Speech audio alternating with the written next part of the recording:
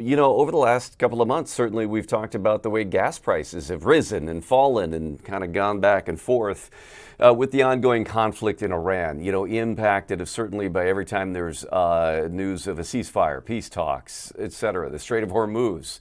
Well, how is it impacting Wall Street and the stock market? Joining us now is Jason Brown, stock market expert, founder of the Brown Report, author of 5-Year Millionaire. Appreciate you. I know we're running a little bit behind today because of our weather. Appreciate you hanging on. All right. Thanks for having me. Glad Yeah. to be here. So as I've looked at, again, when you look at oil commodity trading, and all the things that the Strait of Hormuz impacts, certainly you see a lot of volatility there. When you look at the Dow Jones or the S&P, it doesn't seem to be quite the same. What have you witnessed over the last few months?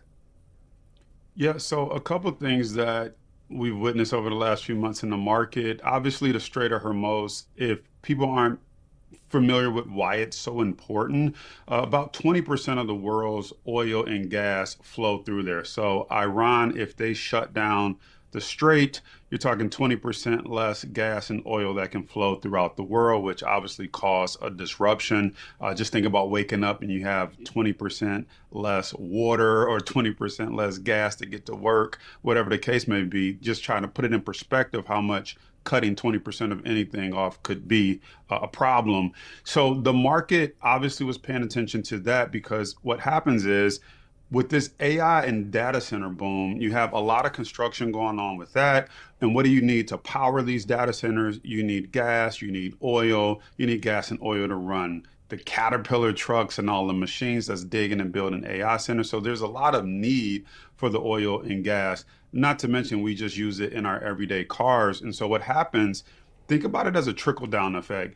If you start to pay more for gas just to get to work, you're going to cut back on something else. That might be shopping, that might be spending money at a restaurant. So that means the waitress, the restaurant owner starts to make less profit because you're not eating out. You also have to think about anybody that gets any product, it typically comes in on a truck or on some type of a train or on a boat that's using gas and oil. And so now to transport the food, to transport the goods and services that we buy every day out of, like your previous guest was talking about, Best Buy, well, that stuff doesn't just magically appear in the store. It comes in on a truck. Well, now it costs them more to get that product to the store. So you start to see inflation start to rise. They have to charge more for those products, those services. You're also paying more for gas. So the consumer starts to get stretched. And so that bleeds into the stock market. You say, well, if the consumer is stretched and everybody's spending a little bit more, what are they going to cut back on? And then how is that going to translate to corporate earnings? So you saw a little bit of a sell off and a pullback in the market. But then you have the opposite effect of what's happening, which is there's so much spending going on from the Mag 7, which is the Magnificent Seven stock. You're talking NVIDIA, Google, Amazon, Tesla, Meta, Microsoft, that you have a small group of companies that is really propping up the stock market, propping up the GDP. I believe AI spending was about 80% of the growth of GDP in the first quarter of the year. So it's not necessarily that the individuals are spending more money, but these big companies are spending more money on AI, which is kind of offsetting a little bit of what you're seeing with the oil crisis. So you're like, well, if things are that bad, how come the stock market is still going higher? It's because of the tech spending. Yeah, I've seen a lot of that. And what has your advice been to those, who are looking at their 401k or looking at other trades that they might be making throughout all this, and particularly as we go through this ceasefire period with sort of an unknown about what happens at the end of that? Yeah, well, last time I was on the show, I don't remember, it's a couple months back, but Hmm. one thing I said with the young lady I was on with is that long term, the market goes higher. So when you're talking long term, you're talking 3 to 5 years.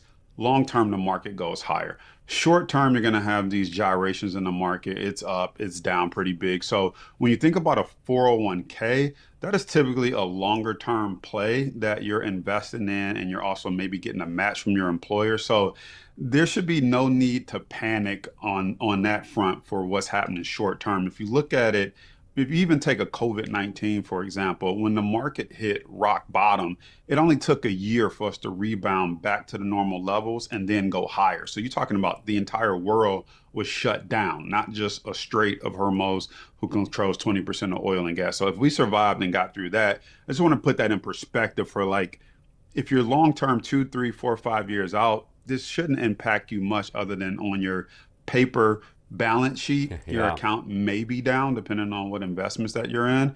If you're more short term trading or swing trading and trying to get in and out and catch momentum, this stuff starts to create opportunity. You see the market sell off big, you get to buy some assets at a discounted price that have run up, some good name companies, and then you get to participate on a snapback rally like you're seeing the data market, specifically the S&P 500 up 90 to 100 points today. So if you can get in and catch those swings, you can make some money in the short term. But long term, you also just want to stay the course and make sure you're investing according to your retirement plans or whatever goals you have set up based on your age and your income. One other question I have for you, and again, it's something that you were just referring to. It doesn't have anything to do with the war. It has to do with, you said, the tech companies and the AI, the data center building boom. It's in the news constantly about more data centers.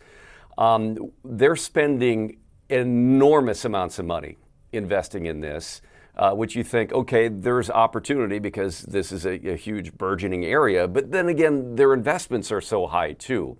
Any concerns going into the future with that trend about how much of a, I guess, outlay of cash that they've had to put into these investments? So, in my perspective, these guys have way more money, way more resources. So, they actually see a path of profitability forward. So, they're not going to spend this type of money if they don't see a way to monetize it in the very near future. It's kind of like the iPhone, or it's kind of like a car. They already know 2, 3 years from now what new car they're coming out with. They've already designed it, molded. They just haven't told us yet. And so it's the same thing with AI. The stuff that we're doing now, they've already mapped out the stuff we want to do and will be doing in the future. And that's what they're building out for. And so I don't have any concern over it. I look at it as, if you lived through the manufacturing boom or you lived through the automotive boom and said, wow, they're spending a lot of money building these factories to build these cars. But look at how life is today. I mean, they're just cranking them out on an assembly line and shipping cars all over the world. Only difference is, this is not a physical product. This is information. This is the digital age. And so when you look at how many things that we do that is archaic, that is outdated. Think about your taxes, for example. Think about the government and how they function. There are complete sectors that need a rewrite and a software update.